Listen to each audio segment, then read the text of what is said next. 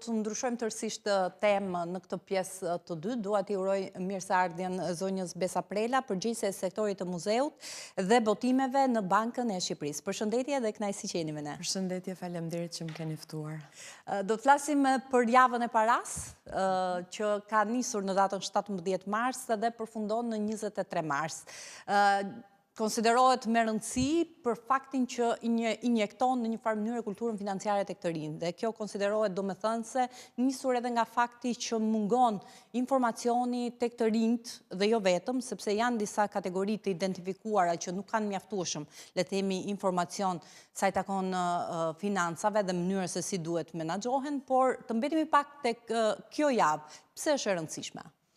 Atëherë, kjo javë është e rëndësishme sepse pikë pari organizohet në administrimin e një organizate botërore mjaft rëndësishme, që është organizata për bashkëpunim dhe zhvillim ekonomik që gjërësisht e njohim si OECD.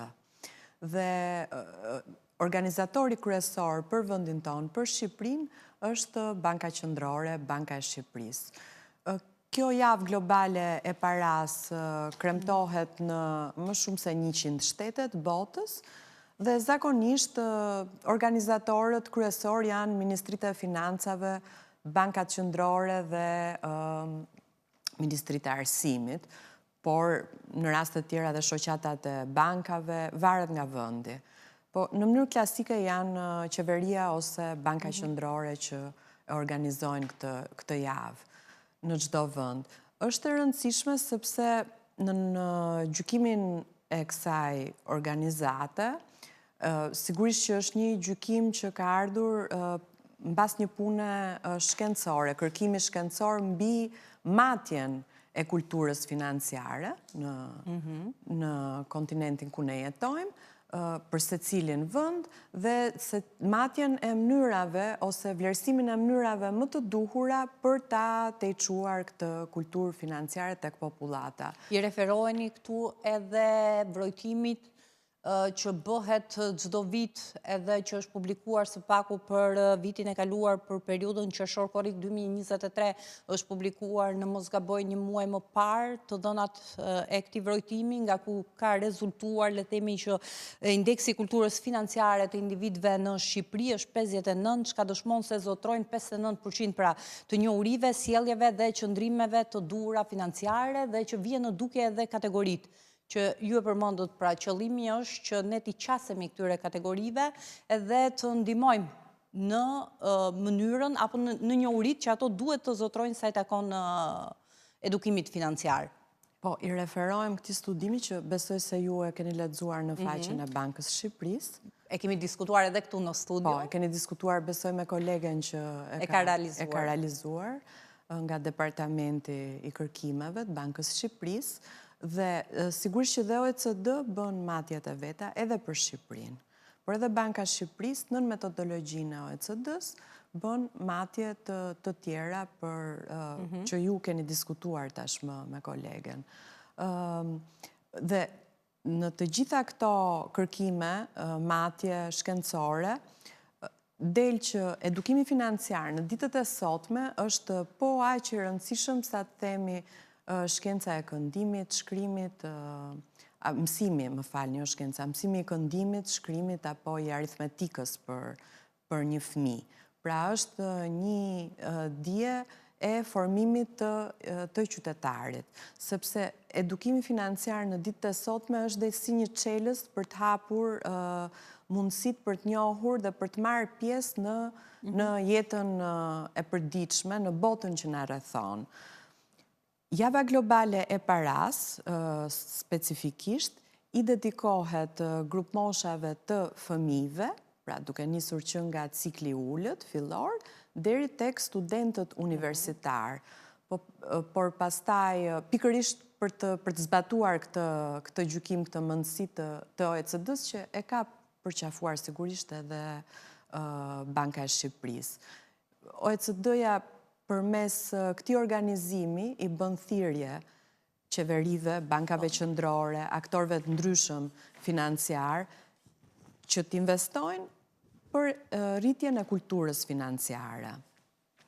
më pas Banka e Shqipërisë përmes matjeve, më pas nga këto matje dalin edhe problematikat dhe ato hapat që ne duhet ndërmarrim për fushatat tona ndërgjegjësuese ose për ato produktet tona të edukimit financiar, zbaton një strategji të edukimit financiar institucionale në bashkëpunim dhe me institucionet tjera.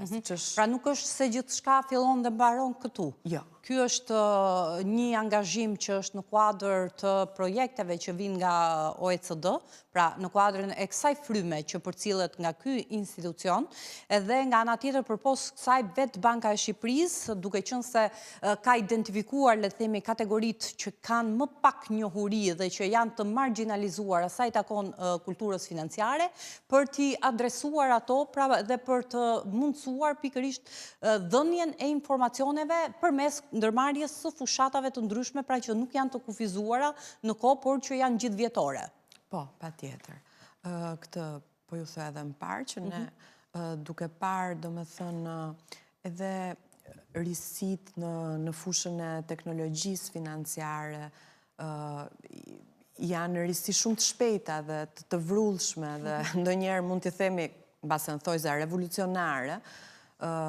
Banka e Shqipërisë gjatë gjithë vitit dhe për grupmosha të ndryshme kryen edukim financiar. Po sigurisht që java globale e paras është më e dukshme sepse është e festuar. Po, dhe grupmosha është e re që merr pjesë në këto aktivitete, organizohet përmes, do me thënë, marrjes dijes përmes arktimit dhe garës, dhe sigurisht që është më e dukshme, sepse dhe vetë drejtuesit e bankës takojnë të rinj, i flasin atyre, japin leksione për ta. Pra nuk është e përqendruar vetëm brenda ambienteve të bankës dhe një informacion që serviret nga media, sepse unë po shikoja programin, le të themi, që detajon mënyrën se si do të veprohet nga dita e parë, pra në datën 17 deri në ditën e fundit, le të themi, të kohëzgjatjes kësaj jave që i dedikohet paras dhe kulturës financiare, që është data 23 mars.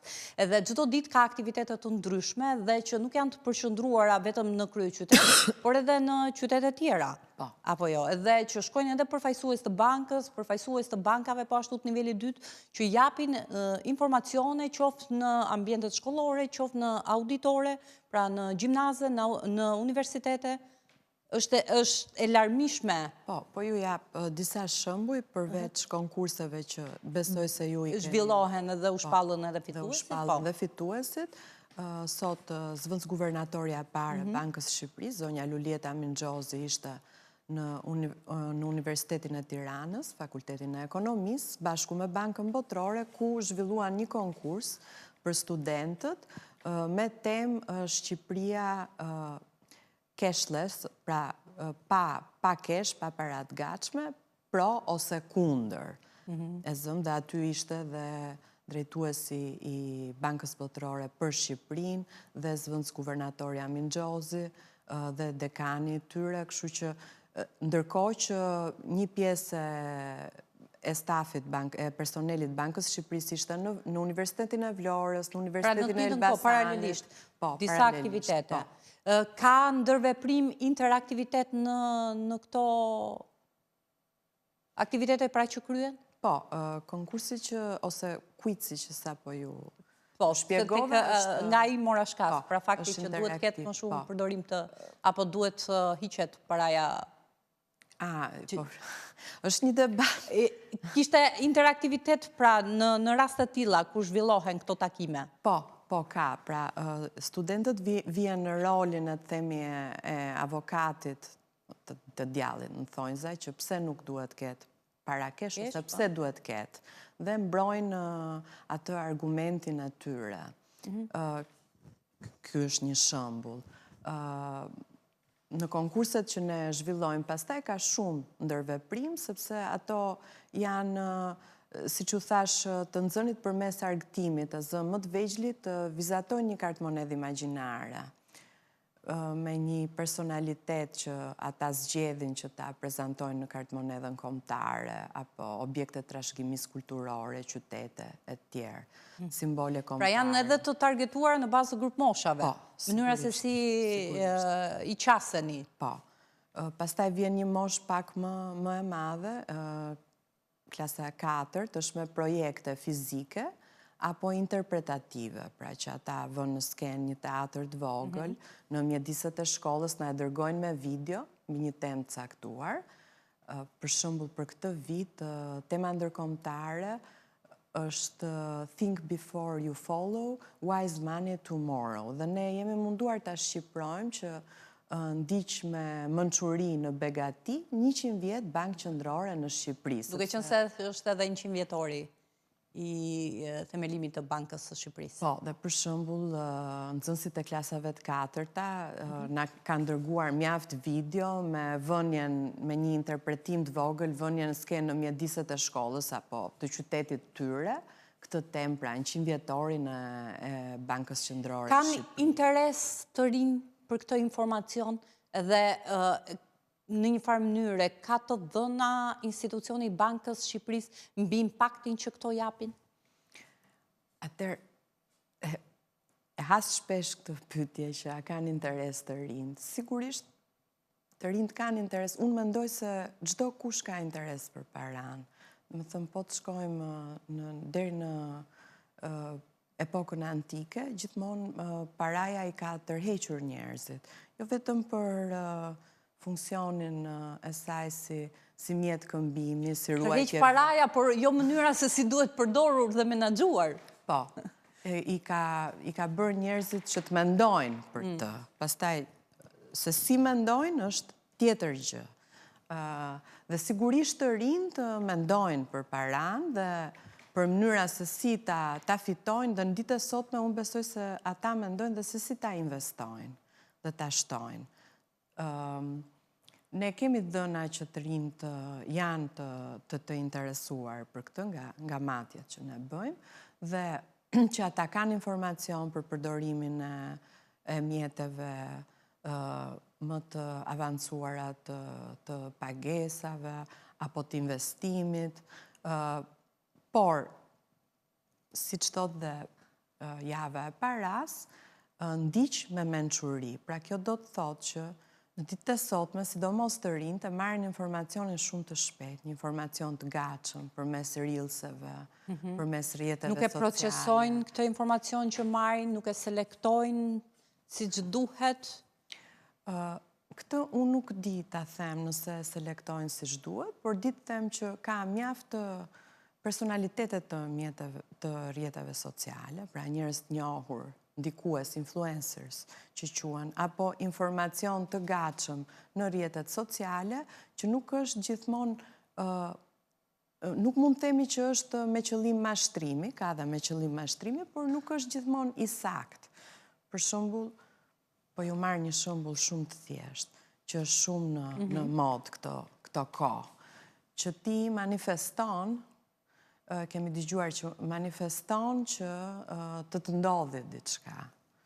Ose për shembull që të bëhesh më i suksesshëm dhe rrjedhimisht më i pasur. Mediton, manifeston, bën disa veprime të caktuara dhe garantohet një sukses i shpejt dhe me më pak punë. Po ka fushata të tilla dhe pikërisht nga këta njerëz që kanë ndikim, që kanë impakt tek qytetarët që predikojnë në thonjza, nëse mund ta konsiderojmë në mënyrë të tillë, ndoshta nuk është fjala e duhur, por që predikojnë pikërisht suksesin përmes këtyre metodave dhe shumëfishimin e llogarisë bankare, pra përmes këtyre metodave që ju përmendët. Pra paktin meditimi apo manifestimi, ju i konsideroni që nuk janë praktika të duhura, por kanë qëllime mashtrimi në vetvete? Ne nuk i konsiderojmë që ato kanë qëllime patjetër mashtrimi, por ne si Bankë Qendrore, dhe këta janë persona shumë të suksesshëm, mund të kenë shkruar dhe libra bestsellers të shumë të shitura, jo këtu në Shqipëri, por edhe jashtë, por ne si bankë qendrore, sigurisht që jemi shumë të kujdesshëm, më prudent për mesazhet që japim publikut. Nuk janë mesazhe të shëndetshme? Janë mesazhe, bindje të rreme? Për mendimin tim janë mesazhe të cilat janë shumë të bukura për të qenë të vërteta. Pra që ti punon më pak orë në një fushë të caktuar, për shembull që ti shet në Pinterest, marë Pinterest, një produkt të caktuar ose Etsy, dhe ti ndjek një metodë të caktuar dhe për shumë pak kohë, ti arrin që të bësh i pasur. Nuk është vetëm kjo mënyra, sigurisht që kjo mënyrë për disa njerëz ka funksionuar, që kanë kapur tregun më shpejt, që kanë qenë më suggestionues, por nuk është vetëm kjo mënyra.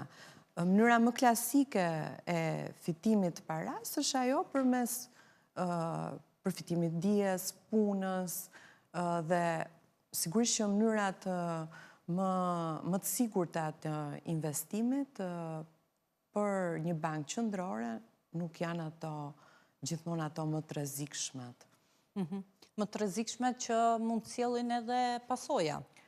Po. Më tej që në jo pak raste këta individ që i ndërmarrin nuk janë të përgatitur. Po. Si dhe ata individ që i reklamojnë. Mund të mos kenë për qëllim dëmtimin apo mashtrimin e këtyre individëve, por pa dashur, le të themi, e shkakton një gjë të tillë. Pra, të shkruash për paran në të gjitha dimensionet e saj, po sidomos në këtë... Mund të ndalohen veprimtarit të tilla? Jo, nuk mund ndalohen. Nuk mund të ndalohen. Nuk mund ndalohen, sepse, thash, të shkruash për paran, pra janë shkruar libra bestsellers, për shembull Rich Dad Poor Dad, ose libra të tjerë. Që sigurisht nuk mund ndalohen dhe personat që i kanë shkruar janë të suksesshëm, por nuk është kjo mënyra që njerëzit në përgjithësi populata do të arrijë sukses të plot. Pra, që të bëhemi të logjikshëm, sa njerëz mund të arrijnë një sukses të këtillë. Dhe sigurisht mënyra e investimit pastaj dhe e kursimit të parave tona është shumë e rëndësishme që të zgjidhet duke parë gjithë informacionin e dhënë nga Banka Qendrore sigurisht, por edhe nga këshillues të tjerë, siç janë shoqatat e bankave, mund të ketë agjenci që e bëjnë këtë këshillim, marrja informacionit nga burimet të besueshme dhe të sigurta. Po. Dua t'ju pyes, duke qenë se ju jeni edhe përgjegjëse e muzeut, edhe që shënohen, si që shënohen 10 vite nga krijimi i Bankës së Shqipërisë, shënohen po ashtu edhe 10 vite nga krijimi i muzeut. Apo jo, në 2015... 100 vite nga krijimi i bankës. Po, 100 vite, pëse thash më pak? Tha 10, unë gatruar. Jo, 10 vite për muzeun, nga 2015.